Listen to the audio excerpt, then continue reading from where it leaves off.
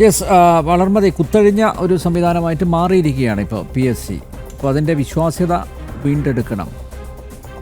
എന്തായാലും ഒന്നിൽ നിന്ന് ആരംഭിക്കേണ്ടിയിരിക്കുന്നു. വരും ദിവസങ്ങളിൽ കൂടുതൽ അഴിമതി കഥകൾ പുറത്തു വരുമെന്ന കാര്യത്തിൽ യാതൊരു സംശയവുമില്ല. ഇതുപോലുള്ള അനധികൃതമായിട്ടുള്ള നിയമനങ്ങൾ, സ്വന്തക്കാരെ തിരികെ കയറ്റി, ഇതൊക്കെ പുറത്തു വരാനുള്ള സാധ്യത ഏറെയാണ്. കാരണം പലരും ബന്ധപ്പെട്ടുകൊണ്ടിരിക്കുകയാണ്. സ്വാഭാവികമായിട്ടും ഇനി ഈ യുവാക്കളുടെ അതുപോലെ യുവതികളുടെ ഈ സ്വപ്നം ഒരു സർക്കാർ ജോലി എന്നുള്ളത് ഇപ്പോൾ ഒരു എന്താ പറയണ്ടേ, അതിനൊരു സാക്ഷാത്കാരമില്ലാത്തൊരു അവസ്ഥയിലാണ് ഇരിക്കുന്നത്. യോഗ്യത ഉള്ളവർക്കെല്ലാം നിയമനം കിട്ടുന്നത് അല്ലേ? PSC ഇനി ഏത് തരത്തിൽ മാറണം എന്നാണ് നിങ്ങളെപ്പോലുള്ള ഉദ്യോഗാർത്ഥികൾ ആഗ്രഹിക്കുന്നത്? അല്പം മുൻപ് സംസാരിച്ച സാറ് പറഞ്ഞു, ഞാൻ പറയാൻ ഉദ്ദേശിച്ച ഒരുപാട് വിഷയങ്ങൾ അദ്ദേഹം പറഞ്ഞു. PSC നിയമനത്തിലെ അപാകതകൾ, പരീക്ഷയിലെ അപാകതകൾ, ഇതെല്ലാം പുറത്തു വരുമ്പോൾ ഒരു പരീക്ഷ എഴുതുന്ന ഉദ്യോഗാർത്ഥിയുടെ മനസ്സ്, ഞാനിത് എഴുതിയാൽ കിട്ടുമോ, കിട്ടിയാൽ തന്നെ ജോലി കിട്ടുമോ, അങ്ങനെയൊക്കെയുള്ള ഒരു സംശയത്തിലാണ് പരീക്ഷ എഴുതുന്നത് തന്നെ.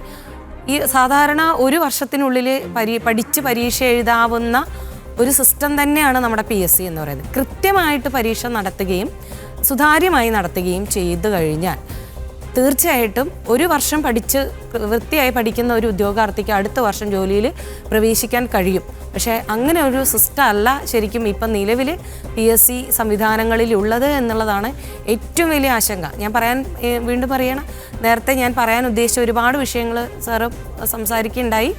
അതായത് ഇതിനകത്തുള്ള അഴിമതി അത് ഇല്ലാതാക്കി സുതാര്യമായി തീരണം. ഒരു റാങ്ക് ലിസ്റ്റ് പബ്ലിഷ് ചെയ്യുക, കൃത്യമായി നോട്ടിഫിക്കേഷൻ കൊടുക്കുക എന്നുള്ളതല്ല PSCയുടെ ഒരു ലക്ഷ്യമായിട്ട് അവർ കാണേണ്ടത്. പരീക്ഷ എഴുതുന്ന ഉദ്യോഗാർത്ഥികളിലെ എത്ര പേർക്ക് നിയമനം കൊടുക്കുന്നു, അതും സുതാര്യമായി തന്നെ പരീക്ഷ നടത്തി നിയമനം നടത്തുന്നു എന്നുള്ള കാര്യം കൂടെ പരിശോധിക്കേണ്ടതായിട്ടുണ്ട് എന്നുള്ള കാര്യമാണ്. ഒഴിവുകളൊക്കെ കൃത്യമായിട്ട് റിപ്പോർട്ട് ചെയ്യപ്പെടുന്നുണ്ടല്ലോ അല്ലേ? ഇപ്പോൾ ഒഴിവുകൾ കൃത്യമായിട്ട് പല തസ്തികകളും കൃത്യമായിട്ട് റിപ്പോർട്ട് ചെയ്യപ്പെടുന്നില്ല. മുൻപ് സാറ് സൂചിപ്പിച്ച പോലെ ഒരുപാട് ഒഴിവുകൾ പൂഴ്ത്തിവെക്കപ്പെടുന്നുണ്ട്.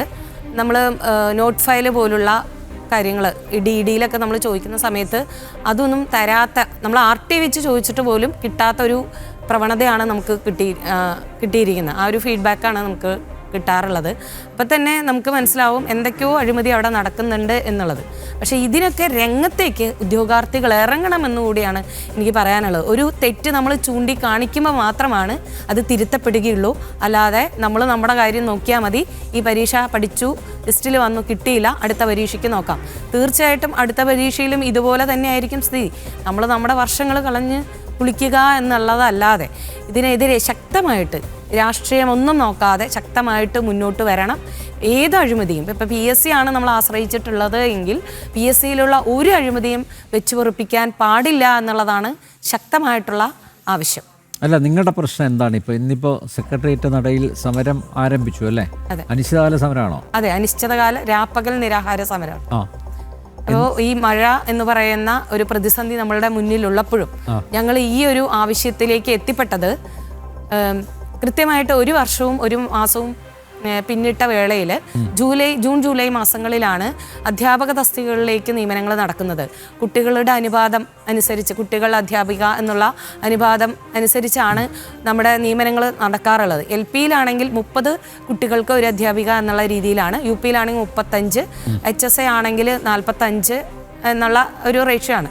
പക്ഷേ ഇപ്പോൾ കുട്ടികളുടെ ബർത്ത് റേഷ്യോ കുറയുന്നതോടുകൂടി നമ്മുടെ പുറത്തു പോകുന്ന അധ്യാപകരുടെ എണ്ണം കൂടുന്നു. അതായത് തലയെണ്ണൽ പൂർത്തിയാകുമ്പോൾ ഒരു എത്ര റിട്ടയർമെൻറ്റ് വേക്കൻസി ഉണ്ടോ അതിൻ്റെ 3-4 ഇരട്ടി അധ്യാപകർ പുറത്തു പോകുമ്പോൾ ഇവരെ ഫില്ല് ചെയ്യാനുള്ള ഒരു വേക്കൻസി പോലും അവിടെ വരുന്നില്ല. ആദ്യത്തെ മുൻഗണന അവർക്ക് തന്നെ കൊടുക്കണം, അത് ശരിയാണ്.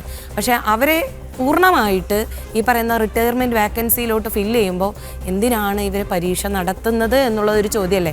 ഞങ്ങൾ ചോദിക്കുന്ന ഒരു ചോദ്യം, നിങ്ങൾ എന്തിനാണ് PSC പരീക്ഷ നടത്തിയത്? നിങ്ങൾക്കറിയാമല്ലോ ഇത്രയും കുട്ടികളുടെ കൊഴിഞ്ഞുപോക്കുകൾ വരുന്നുണ്ട്, ഇത്രയും അധ്യാപകർ പുറത്തു പോകും. അതിന് പുനർവിന്യസിക്കാനുള്ള ഒരു നടപടി, കൃത്യമായിട്ട് ഒരു പ്ലാനിങ് ഈ എഡ്യൂക്കേഷൻ ഡിപ്പാർട്ട്മെൻറ്റിൽ അല്ലെങ്കിൽ ആ വകുപ്പ് കൈകാര്യം ചെയ്യണം. കൃത്യമായിട്ട് ഇവരെ നിയമിക്കാനുള്ള ഒരു കമ്മീഷൻ അല്ല എന്തുകൊണ്ടാണ് ഇങ്ങനെയുള്ള പ്രശ്നങ്ങൾ വരുന്നത് എന്ന് പഠിക്കാനുള്ള ഒരു കമ്മീഷൻ വെക്കണം. അത് ഏത് തസ്തിക ആയിക്കോട്ടെ. പ്രത്യേകിച്ച് അധ്യാപക തസ്തികകളിൽ ഇപ്പം മിനിസ്റ്ററെ സമീപിച്ചപ്പോൾ അദ്ദേഹം പറഞ്ഞൊരു വിഷയം ഇതാണ്, മറ്റു തസ്തികകൾ പോലെയല്ല നിങ്ങളുടെ തസ്തിക, മറ്റു തസ്തികകൾ ഒഴിവ് വരുന്ന മുറയ്ക്ക് റിപ്പോർട്ട് ചെയ്തില്ല 24 മണിക്കൂറിനുള്ളിൽ എന്ന് നിങ്ങൾക്ക് പറയാം, അവർക്ക് പറയാം. പക്ഷേ നിങ്ങളുടെ തസ്തിക അങ്ങനെയല്ല, കുട്ടികളുടെ എണ്ണം നോക്കി മാത്രമേ പോസ്റ്റ് ചെയ്യാൻ പറ്റുള്ളൂ. അത് സത്യമാണ്. അപ്പോൾ അതിലേക്ക് എന്തെങ്കിലും ഈ കാലാനുസൃതമായ മാറ്റങ്ങൾ ആവശ്യമാണ്. പണ്ടത്തെ അതേ സിസ്റ്റം ഫോളോ ചെയ്യാൻ പറ്റില്ല. കുട്ടികളുടെ എണ്ണം കുറയുന്നു, അതിനെന്താണ് സൊല്യൂഷൻ?